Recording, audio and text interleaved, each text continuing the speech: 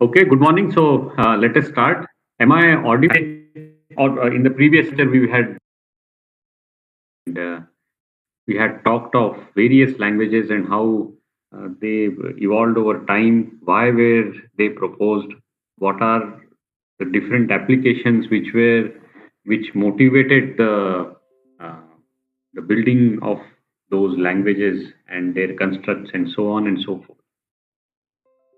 Okay, so that's basically the first point, that is about evolution and how it actually influenced the languages that all of us know.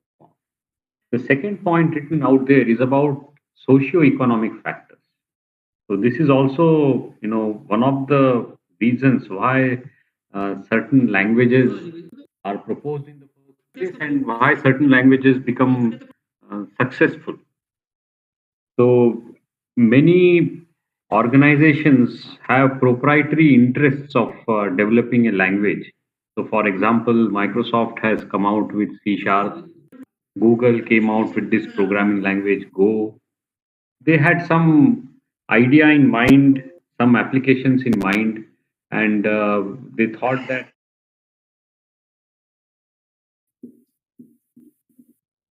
तो अपनी बस कितना का 1.5 लाख 1,50,000 समझ गए fixed assets जिसकी cost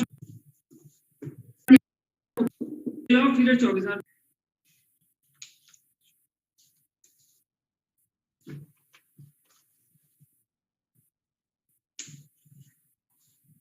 ठीक है ना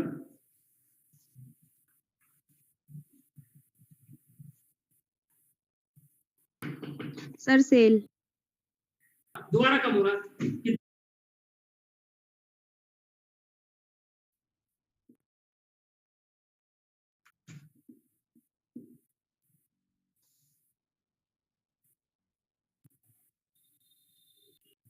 नहीं भाई अब बताओ कुछ किसी को कुछ मैंने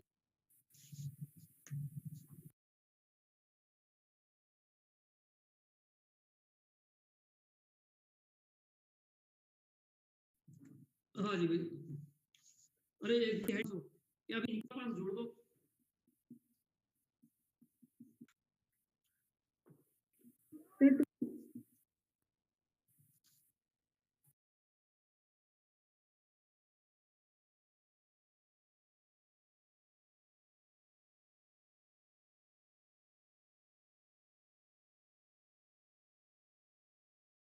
out of that particular development. Right. So we would not, focus on various reasons. There are, political reasons also, and there is this language called as ADA, which was developed by the United States Defense Organization. So it was mainly for developing defense applications of the US, and they had thought of various constructs. Eventually, the language became so huge, and it was used, and I'm sure it is currently being used also for various applications. It supported most of the constructs that we would be discussing on in this course, and also many other constructs which we probably will not be able to discuss. So, and it was, since it was driven by U.S. Department of Defense, probably the richest government organization we could think of right now. So therefore, that language was also picked up and it was used by other people. Okay, there are some languages which are for special purposes.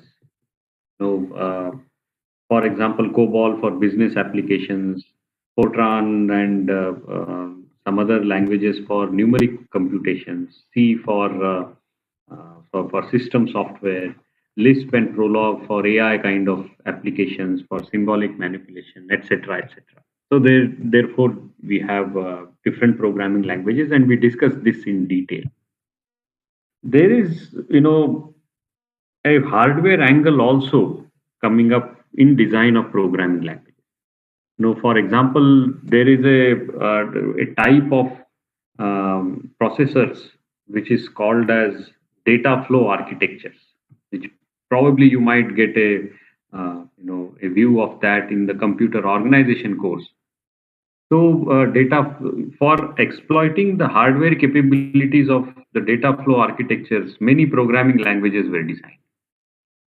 Okay, so that is also a fact. And nowadays with networks becoming so popular, we have Java and Python and so on, which actually help us work with networks. If there are a lot of parallel processors which we can exploit, then functional languages actually are tuned to exploiting that particular parallelism, and because of that, they are used for developing such applications. For example, if you might be aware that this application WhatsApp, which all of us use extremely frequently, has been developed using a functional language called as Erlang.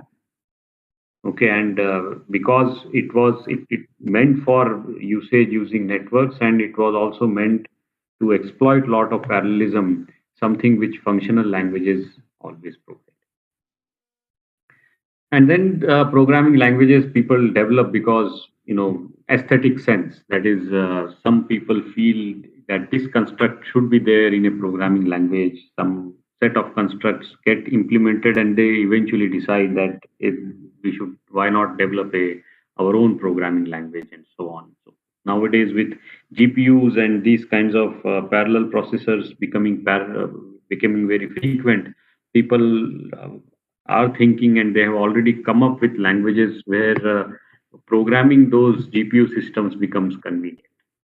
Not that it cannot be done using other languages, but for that we typically need to use the native system calls in order to create threads and so on. While in a higher level language, those details are kind of abstracted out, and the user can conveniently create his or her own program. Right. So those were some introductory points, and this is again same introduction. Why languages become successful? So there are some reasons which have been put up. So first about the learnability of a language. As we all know, if a language is easy to learn, then there is a lot of clout behind the usage of the language, and the language is listed like Basic, Pascal, Logo, Scheme. Let's put Python also in that. So if the language is easy for us to learn, it becomes more and more popular and therefore successful. Other thing is, sometimes it is easy to express things. Okay, and it might not be easy to learn, but it might be easy to express certain things using some constructs in a programming language. For example, if you want to do low level programming and developing systems applications like operating systems, etc., then we know that C is important. C is used for that, and now its successor C++ is getting deployed. For symbolic manipulation, we have common lists and so on. Implementation issues also govern whether a language becomes successful or not. So easier the implementation, then we will discuss the the implementation details a little later in the introductory set of lectures themselves. So it's not just that we implement the compiler once and then it's used by all machines, because every machine has its own hardware and its own operating system. So the compiler also needs to be ported on new systems. So how easy or difficult it is to port a compiler or an interpreter on a new machine, that determines the implementability of a particular programming language. So easier the implementation, the more successful the language might become. Finally, if in language becomes successful, if there is a backing of a powerful sponsor. So I have talked of COBOL, I have talked of Ada. Let's talk about C Sharp and Go, which are more recent languages that are being backed by various large organizations. And finally, if there is a wide dissemination at minimal cost or no cost, then also a language becomes popular. So Pascal was given for free because it was meant for usage in the universities. Turing was also another language which was given for free. Java is rolled out for free, and nowadays this has more or less become a norm. So Python, R, and Ruby, and so on. Most of the languages you will get for free, and because of that, there is wide dissemination, and therefore it becomes successful. Okay, so what is a language for? So what do we do about the language? So this is about the two views which as we as users view a particular programming language, and also another view is about the implementer. So whenever we think of a language, we are essentially using the language to express the algorithms which we have in our mind, and we should be conveniently able to translate those applications into or those algorithms into a piece of code which actually runs on hardware, right? So that is if we think of a language which is convenient for us to express our algorithms, then we will use that particular language. So language is used in a way of thinking. So for example, we also, whenever, let's say, we want to give a speech to a group of people, typically it's the case that we think of about the speech in a particular language. For example, if I have to give a speech, my natural choice of even thinking about what I will speak comes in the English language. There are others, many of my friends who think about their speech in their native language, their mother tongue. So if we think in that particular language, we will also, find it very easy to code up in any application that is in that particular programming language. So language helps us in this thinking process as well. So what is the user's view of a language? Well, for the user, it is more convenient if a language abstract out the details of the hardware. So finally, what is the hardware? Well, as we have discussed, it's a set of instructions which are very low level, and there are various devices with which we need to work with. Uh, okay, and the hardware community and along with the operating system kind of give a view of the hardware itself for all of us to use, and that is what is called as a virtual machine. Okay, it's a view that we will get, and we will discuss this term in detail later on as well.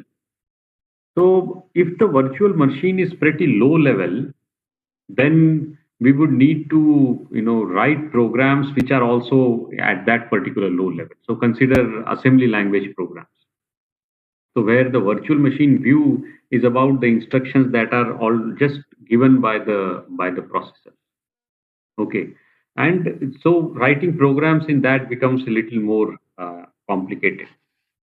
However, if a programming language is able to abstract out that view, those nitty gritties of the hardware, and give us a view which is convenient for us to express, we would say that it is actually abstracting out the details and giving us a virtual machine which is actually much more convenient to write programs.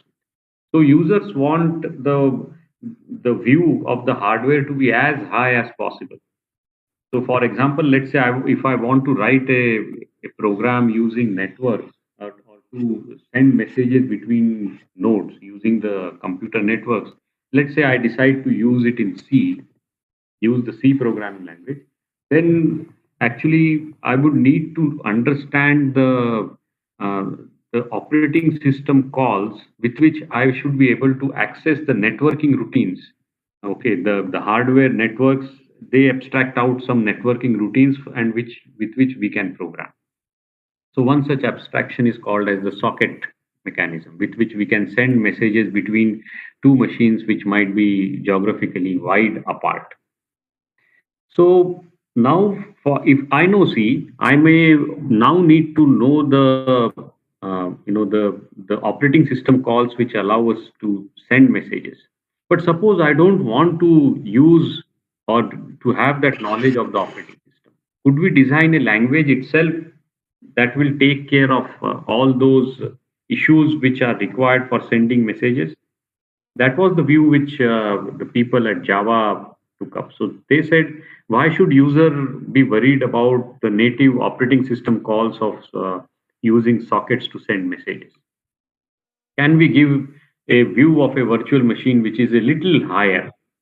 And therefore they came up with this language Java, which actually provides two mechanisms. The socketing mechanism is actually an inbuilt class inside Java, which so therefore all the details of the operating system are kind of hidden. So today, if I'm developing an application, let's say on the Linux platform, I do not need to know the and I can write a piece of code in Java. So tomorrow, if I take the same program and compile it on a machine which has the Windows operating system as its native OS, then the compiler will ensure that whatever statements which I have used with the sockets get automatically translated into the native Microsoft Windows operating systems. As a user, I don't need to understand or to know about the intricacies of using sockets over the Windows operating, right? So these are examples of how languages provide an abstraction of a virtual machine, so that it's kind of hiding the details of the hardware from the users, thereby making it more convenient. Well, there is this implementer's view as well. So the implementer is viewing at a language from the point of view of how easy it is to uh, to implement this particular language. So given some constructs, how will the implementer use or implement that particular construct on a particular machine? Is the hardware capability used to an optimal level, or what would be an efficient usage of the hardware to provide the implementation of various constructs from a particular programming language? So these are two different views of language. Okay, now let's come to this issue about why should we study programming language. Okay, so again, here I would just state that we are not studying all the languages and their syntax and their various constructs, semantics, and so on, but we will look at their striking features. So, if we are aware of various programming languages, it will help us make a choice of a particular language for an application which we have in mind. In your 35 or 40 years of working career, you would come at a point where you will need to make decisions about building an application and using the appropriate platform. That is, first, which operating system you would think of developing this, and second is which programming language which we would need to choose in order to develop that application. So there we should know which languages are more suitable for what kinds of application. So this is the list that has been given in this slide. So we have C or C++ or C sharp as languages which are known to be uh, good for writing system programs. System programs such as operating systems or compilers or assemblers and other pieces of code, or even the networking software. So then, if these are the languages, which ones should we choose? So if we choose C, well, C does give us low-level programming advantages, but maybe it does not have this advantage of using an object to object uh, orientedness. So if we want to have that kind of a feature, then if we stick with C, then we will kind of need to implement how we could write object-oriented programs in the C programming language itself. Or if we decide at the first place to choose an object-oriented language, then we'll say, choose C++ or C sharp. Now, then this decision about C++ and C sharp is very thin. You need to look very closely at the constructs that are provided by these two languages to decide which one of these two should be used for writing system program. C sharp has some additional features about what are called as functors, and it can also give us some notion of functional programming as well in C sharp. So if the application demands that, then use C sharp over C++. And of course, some decisions are governed by business viewpoints. That is, if you are in Microsoft, then probably you would straight away go and use C sharp rather than using C++. And if you are in a company which doesn't care much about proprietary language usage, then probably you will try to use C++ there. Similarly, for numeric computations, Fortran and C are known to be good for numeric computations. Then we will need to make a choice whether we should use Fortran or whether we should use. Well, it is known that Fortran, the compiled which the Fortran programming language emit out is generally very efficient. Many times it is even more efficient than the executable code that compilers produce for the C programs. So if speed of execution is a concern, then maybe Fortran is something which we will use. But then Fortran has various features which are not really structured. And one of the limitations which was there in earlier Fortran was it didn't support recursion. So if we want that kind of a support, then we should use C rather than using Fortran. So what applications we have in mind determines which programming languages to use, and so on and so forth. So we have PHP and Ruby and Python also for web-based applications. We have Ada or C to be used for embedded systems. So that is which are very tightly coupled with hardware. For symbolic data manipulation, we have Lisp and Scheme and ML and Prolog. So which language to be used depends on what kinds of features are made available. And then for networking kind of applications, we have Java, and then Microsoft has come out with its .NET framework, which has many similarities to the Java framework itself. So, which one to be used again is a decision point that we will have to make. So, if we are aware of various constructs of programming languages, that will kind of help us in making this choice. The second thing is that if we study different programming languages or the constructs in different programming languages, it will also make it easier for us to learn new languages. This is a fact which I had told earlier. So again, if you have a working life in the computing industry for 35 or 40 years, at various stages, you we might come across a situation where we will need to learn a new language.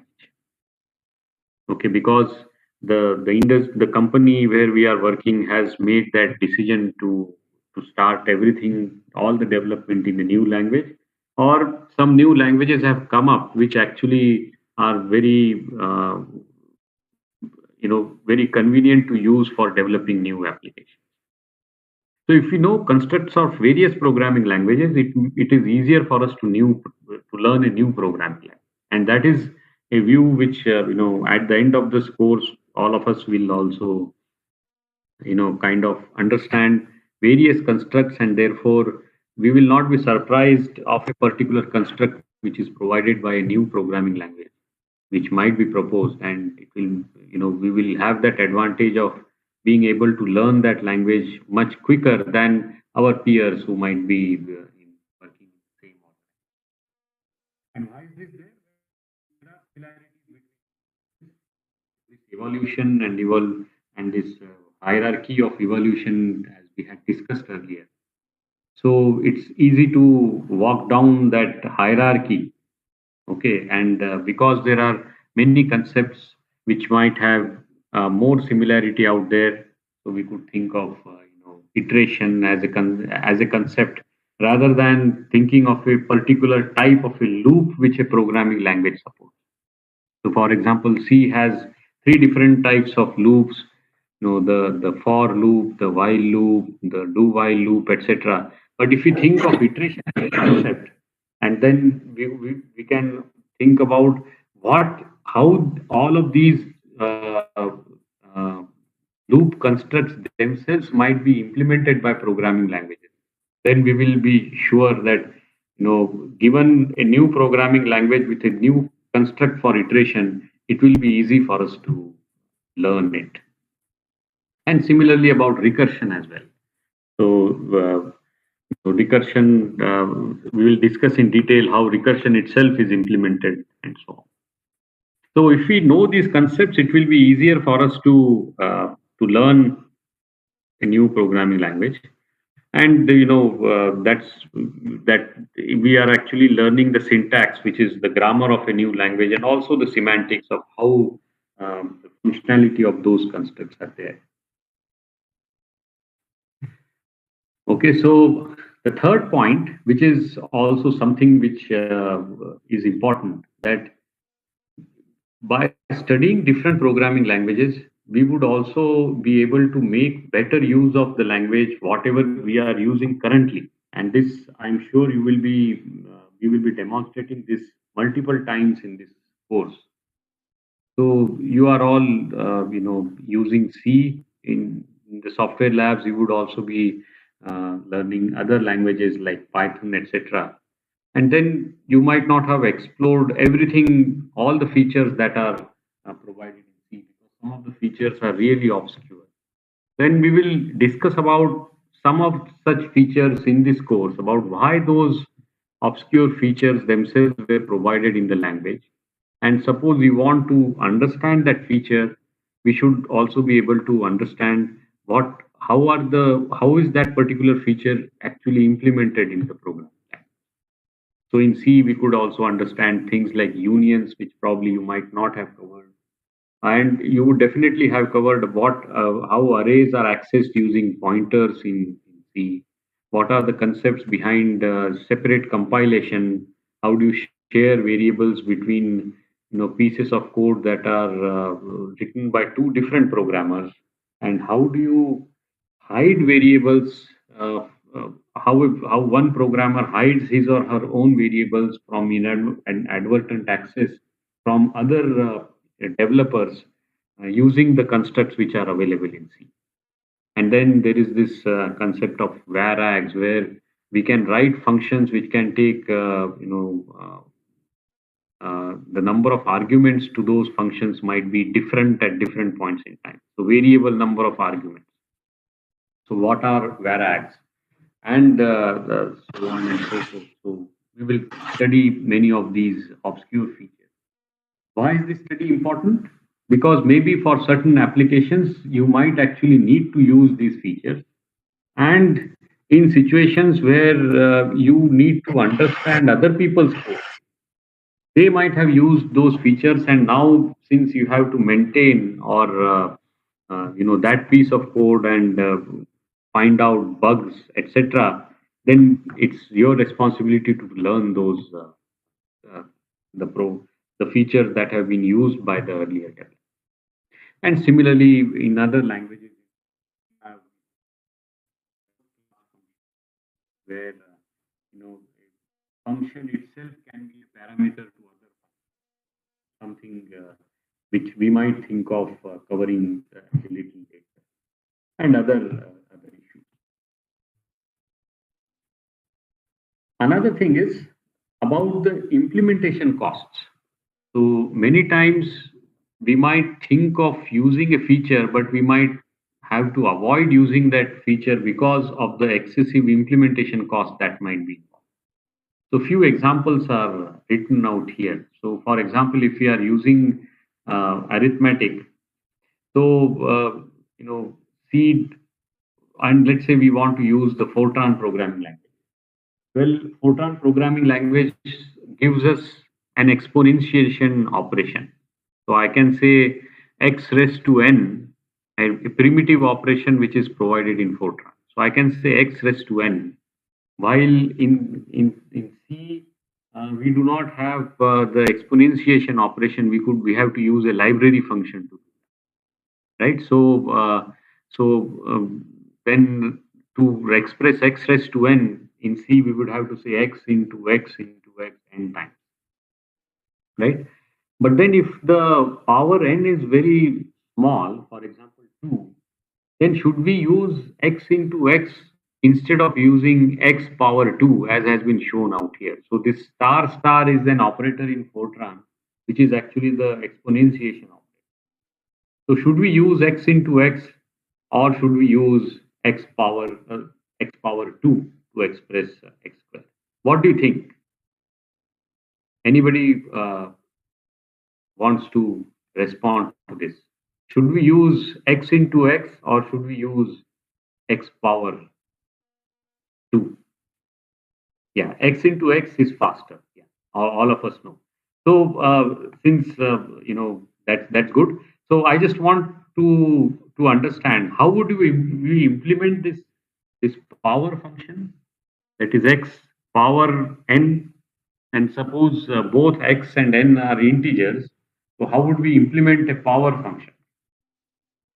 Well, okay, we will implement it using loops. Okay, fine. So, how would you implement x power n? You have one loop where you keep on multiplying it n times, right? Is that what you're saying, Gaurav?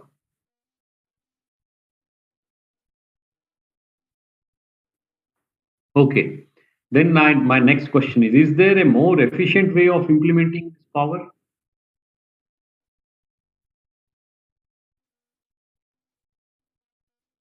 Okay, yes. Okay, binary exponentiation. Great. A log n algorithm. Yeah, correct. So, could any one of you just unmute and explain to me how would you implement this power function?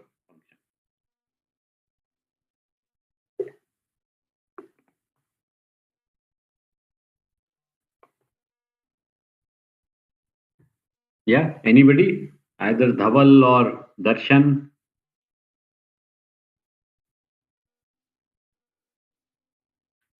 Sir, we can store the values of x, x square, x power 4, and we can express the power n, the number n binary, and the Hmm. numbers which are 1, we can directly multiply those powers.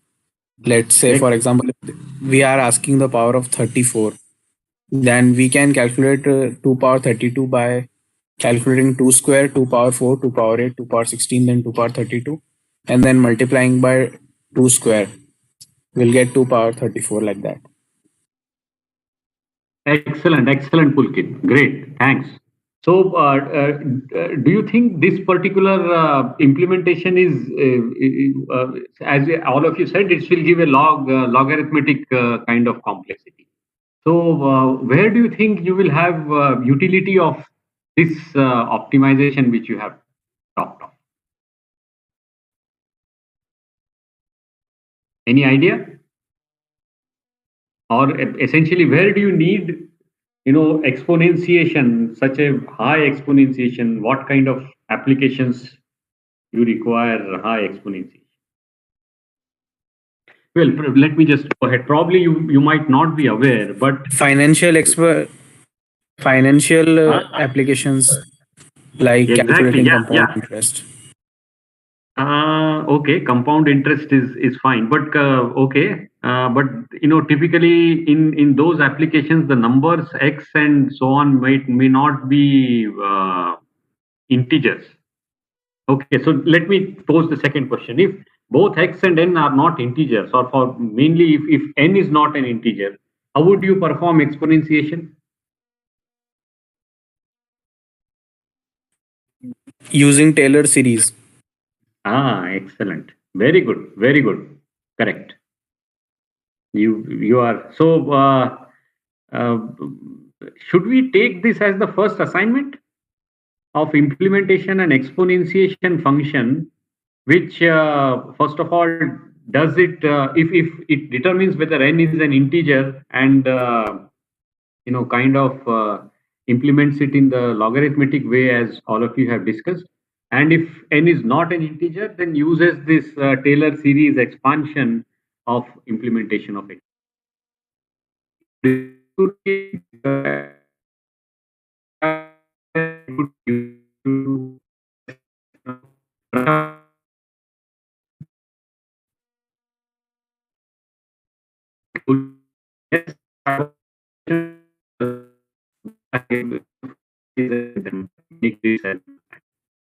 Yeah, fine, fine. So a lot of you have told us that.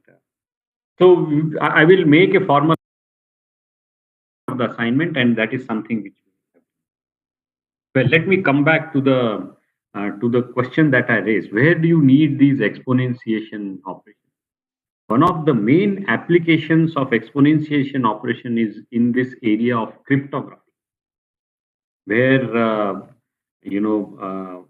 we whenever we do any financial transaction, we need to make an encryption. We need to encrypt because there would be adversaries who can tap the wire or listen onto our channel, but we should make sure that the adversary should not be able to make any sense of it. So in cryptography, where we do this encryption and decryption, which all of you would be, studying in the 7 semester course on network security or information security that we have, there this exponentiation is extremely important. And it's not just that uh, they raise these integers to very large powers. Something power could be 1024 bit, not just a of integers which we have talked of. This number x and these n could be both 1024-bit numbers. Okay, nowadays we are talking of 64-bit machines. So the maximum integer which we can represent using 64 bits would be, if we are talking of an unsigned integer, it would be 2 power 64. But in cryptography and in for encryption, we will need to use exponentiation or these numbers which are 1024. So this I will announce the second assignment about how to implement a 1024-bit integer. We will take it up a little later. But then, given such an integer, and suppose we want to raise it to a power which is also 1024-bit, then in all those situations, just having a program or function which takes linear time, that is order n, versus a program as all of us have discussed about order log n, that matters a lot. Where this order login piece of code would implement that exponentiation in a matter of milliseconds, an order n kind of a p code might require a second.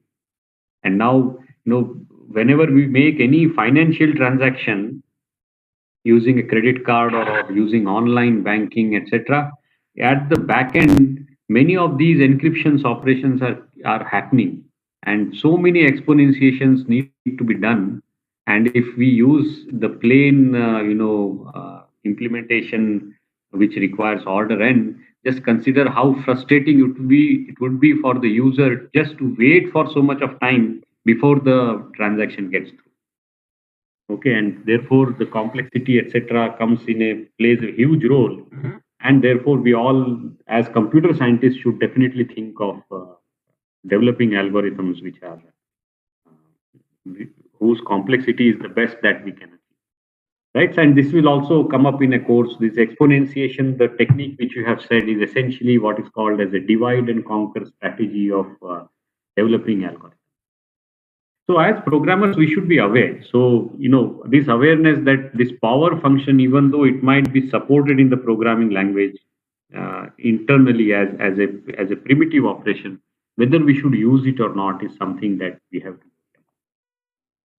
Okay, that's the first point.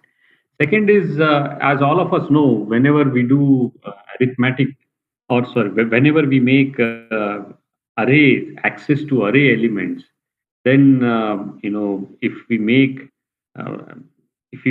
use of pointers, then many times it is actually more convenient or more faster to use it with pointers. Okay, because that accessing an array element has a lot of what is called as address arithmetic that needs to be computed, which we will discuss in detail when we talk of implementation of arrays. All that can be avoided if we are able to use pointers.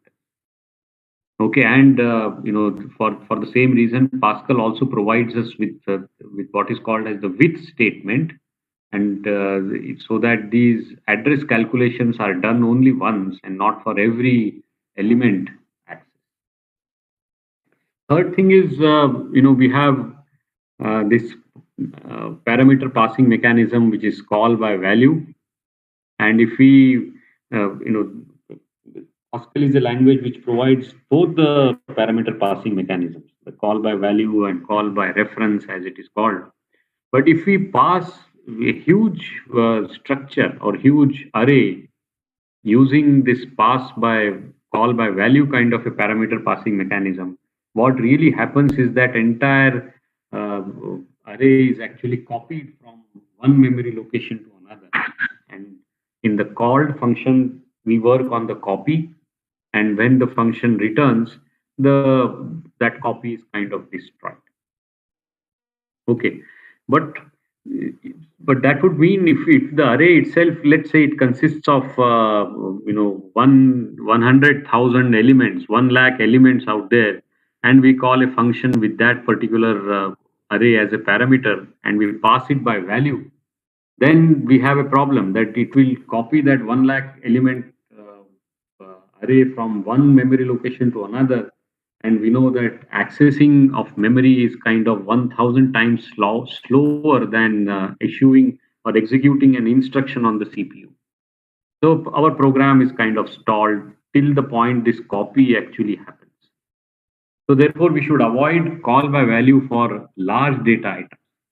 And precisely for this reason, arrays are passed by reference in C. Okay, the only parameter passing mechanism which C provides is call by value, pass by value, except for arrays. Just because of this overhead, that would be this excessive memory copy that is required.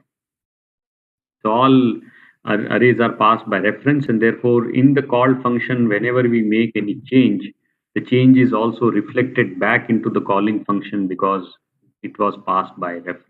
Something which we will again be discussing in detail later on.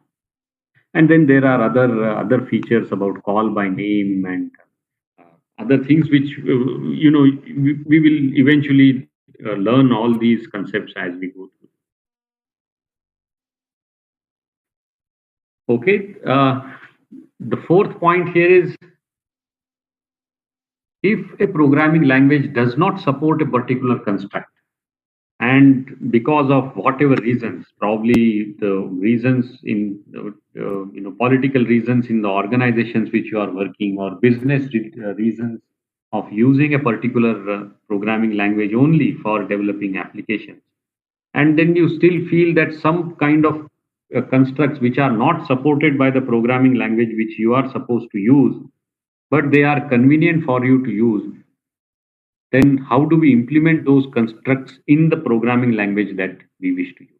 So that is what is meant by these points. So for example, if it's a decision that we need to use Fortran programming language, but then there are many control constructs in Fortran programming language which are not present, and they are present in more modern programming languages. Can we provide that kind of a support in Fortran also? Okay, so that is this particular so how are those constructs implemented in other programming languages? Can we mimic that implementation inside Fortran? So, for example, I was just talking of cryptographic application where you need to implement integers of big size, that is 1024-bit integer. Well, one can always say, well, Java inherently provides a big int class. okay, which where you just specify how many bits you require, and it will create a data type of that begin class. Okay, but other programming languages do not provide. Then, as computer scientists, we need to know how is that begin supported by Java, so that now if I want to use begin in the programming language, let's say we made a choice of using C, so how should we support begin in C now? Okay, so those kinds of things. So we should know the implementation details of other programming languages uh, of various constructs, so that we would be able to mimic those implementations in the programming language that we are using. Similarly, recursion is a very powerful construct, and I'm sure you must have written a lot of recursive programs, a very convenient way of doing operations. And in some situations, you just cannot avoid using recursion. So as you progress through in the data structures course, when you would be introduced to trees, the trees algorithms are essentially recursive. And if a programming language does not support recursion, then we are again stuck. So Fortran and CSP are languages which do not support recursion. So could we now use this concept of recursion in these languages? Well, to do that, we will need to mimic the recursion operation and implement it in Fortran. So how do we implement recursion in a programming language that does not support? So then we need to understand how recursion itself is implemented by programming and mimic that implementation here. Okay, so we'll see how this recursion could be eliminated, and in some situations, we see that some forms of recursions could be as efficient as iteration itself. Okay, and those forms are called as tail recursive forms, and we will see all these things in detail. Okay, and I'll kind of just leave this slide for you to read. So there are many constructs which various languages do not provide. For example, Fortran does not provide named constants or enums or enumerations which are provided in C. So if that support is not there, how should we implement it? And how should we implement variables we know which are just initialized once and cannot be changed at all later on? Something like a constant. Okay, C and Pascal do not provide support of modules. We will discuss in detail what is a module and how uh, it is helpful in writing large programs built by multiple developers.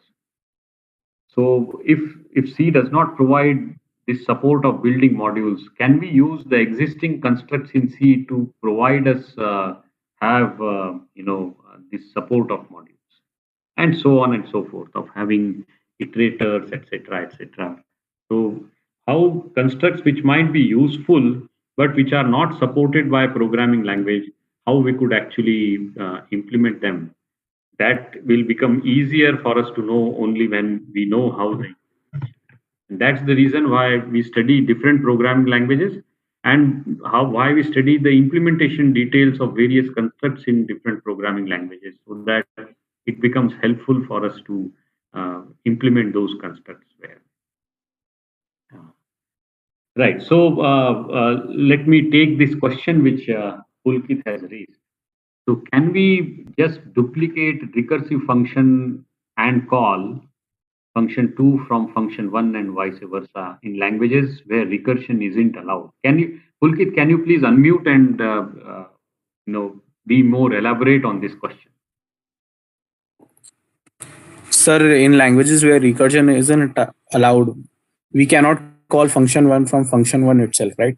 So we'll just type it twice, name it as function one and function two, and we can call function two from function one, and we can call function one from function two, like that.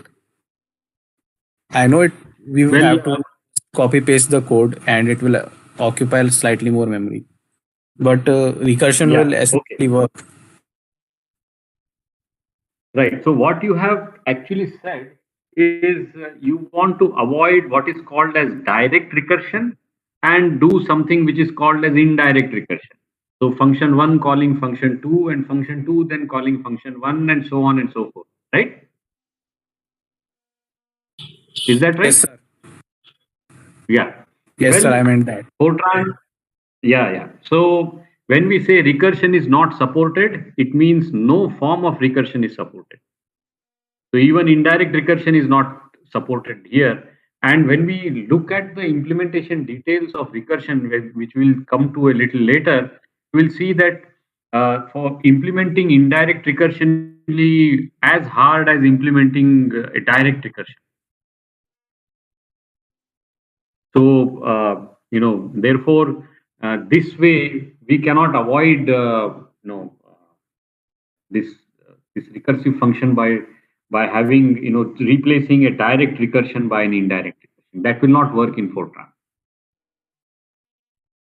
Any idea about, I'm not sure whether it was covered in the DSPD1 course. Any idea about how functions are implemented?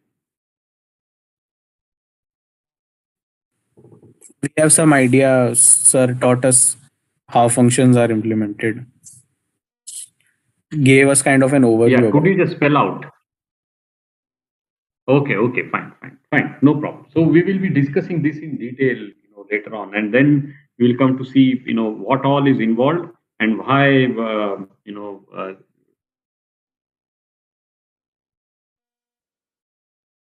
most of the modern programming languages have kind of done away with that restriction, and almost every language now provides recursion. Why it is helpful, but in some situations where we want to avoid recursion, then how we can do that using structure. So we will discuss these things in detail. So I think we are almost out of time here. So I will just you know urge all of you to have pose any questions if you have in your mind till what we have covered so far.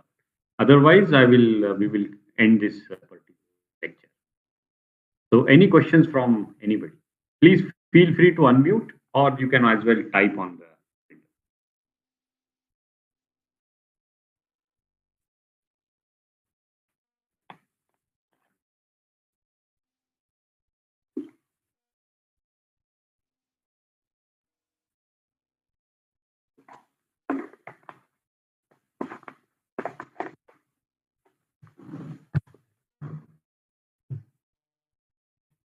So I just wanted a feedback. So is the pace okay? Am I going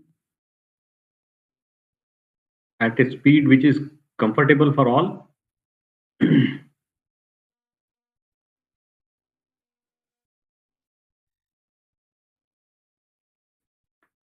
Yeah. Okay. Okay. Fine. Fine. Thank you. And I know that many things which I might have stated might not be understandable right away. But please bear with me as we run through the course. I'm sure everything will become clear. We are just kind of introducing things. Right, then if there are no further questions, let us end this call, and we will now meet tomorrow. So I have requested for a change, and which has been kind agreed by Shiva with concurrence from all of you. So we will not be having a lecture on Saturdays on Saturdays, but instead we will be having a lecture on Friday from 11 to 12. Okay, so that slot has been provided to me by Shiva. Is that right, Shiva? Yes, sir. Yeah. So and now I have added everybody into the WebEx meeting template. So all of you would be getting the meeting link whenever I schedule a meeting. So if you do not get it, please let me know so that I can add your email address into that list. Okay then. Thanks, and we will wind up this lecture now.